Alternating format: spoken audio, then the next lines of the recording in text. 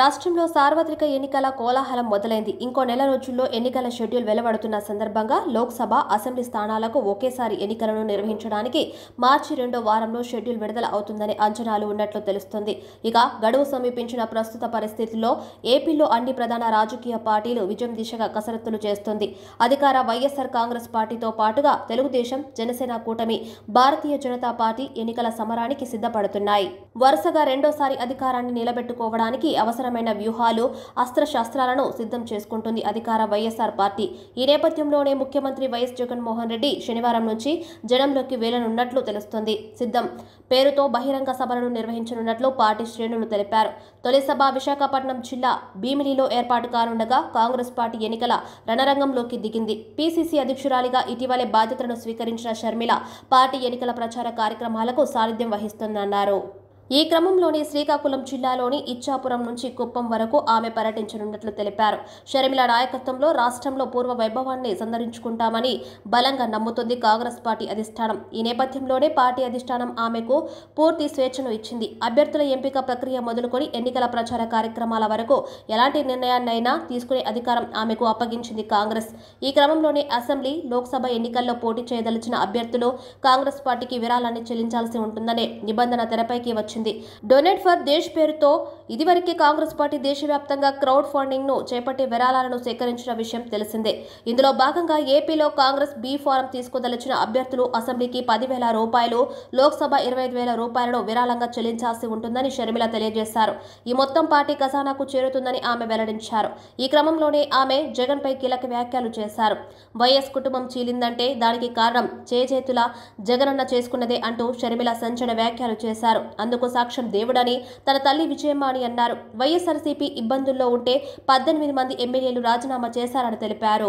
వాళ్లను మంత్రులను చేస్తానని చెప్పి మోసం చేశారని, పార్టీ కోసం నెలల తరబడి 3,200 కిలోమీటర్లు పాదయాత్ర చేశానని ఆమె గుర్తు చేశారు. తెలంగాణలో ఓదార్పు యాత్ర చేపట్టానని, సమైక్యాంధ్ర కోసం పాదయాత్రను కొనసాగించారన్నారు. ఎప్పుడు అవసరం వస్తే అప్పుడు స్వలాభం చూసుకోకుండా జగనన్న గెలుపు కోసం అండగా నిలబడి ప్రచారం చేశానని అన్నారు.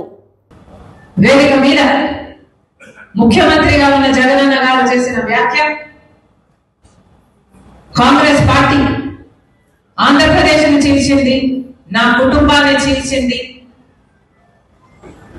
దేవుడే గుణపాఠం చెప్తాడు అని పెద్ద పెద్ద మాటలు మాట్లాడారు. నిజానికి ఆంధ్రప్రదేశ్ రాష్ట్రం ఇలా అభివృద్ధి లేకుండా ఇంత దయనీయ స్థితిలో ఉంది అంటే దానికి కారణం ముందు 5 సంవత్సరాలు ముఖ్యమంత్రిగా ఉన్న చంద్రబాబు గారు, ఇప్పుడు 5 సంవత్సరాలు ముఖ్యమంత్రిగా ఉన్న జగనన్న గారు. ఈరోజు రాజశేఖర రెడ్డి గారి కుటుంబం చీలింది అంటే అది చేతులారా చేసుకున్నది జగనన్న గారు.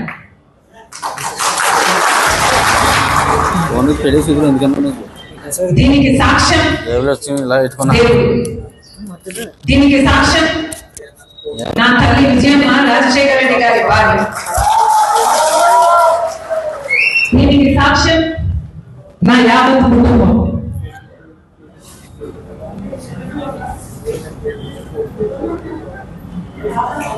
జగన్మోహన్ రెడ్డి గారి పార్టీ ఇబ్బందుల్లో ఉంటే 18 మంది ఎమ్మెల్యేలు ఆ రోజు రాజీనామాలు చేసి జగనన్న వైపు నిలబడితే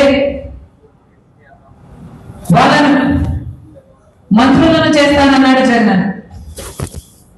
ఈరోజు వాళ్ళల్లో ఎంతమంది మంత్రులుగా ఉన్నారు?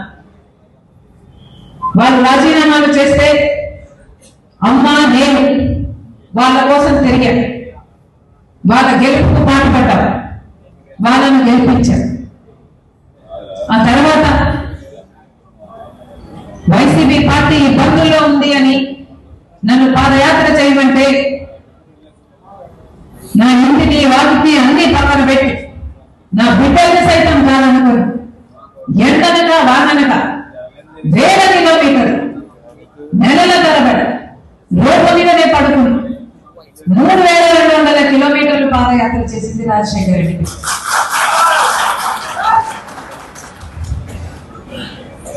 ఆ తర్వాత సమైక్య ఆంధ్ర కోసం యాత్ర చేయమని అడిగితే మన ప్రజల బాగు కోసం కదా అని ఆ యాత్ర కూడా చేశారు. తెలంగాణలో ఓదార్పు యాత్ర, రాజశేఖర రెడ్డి గారు చనిపోయిన కుటుంబాలను పరామర్శించడం అది కూడా చేశారు. ఎప్పుడు అవసరం వస్తే అప్పుడు వారికి అండగా నిలబడ్డారు. ఏమి కావాలని అడిగితే మాట మాట్లాడకుండా, ఎందుకు అని అడగకుండా, స్వలాభం చూసుకోకుండా, నాకేమిటి అని ఆలోచించకుండా, నిస్వార్థంగా మీకోసం ఏది అడిగితే అది చేశారు.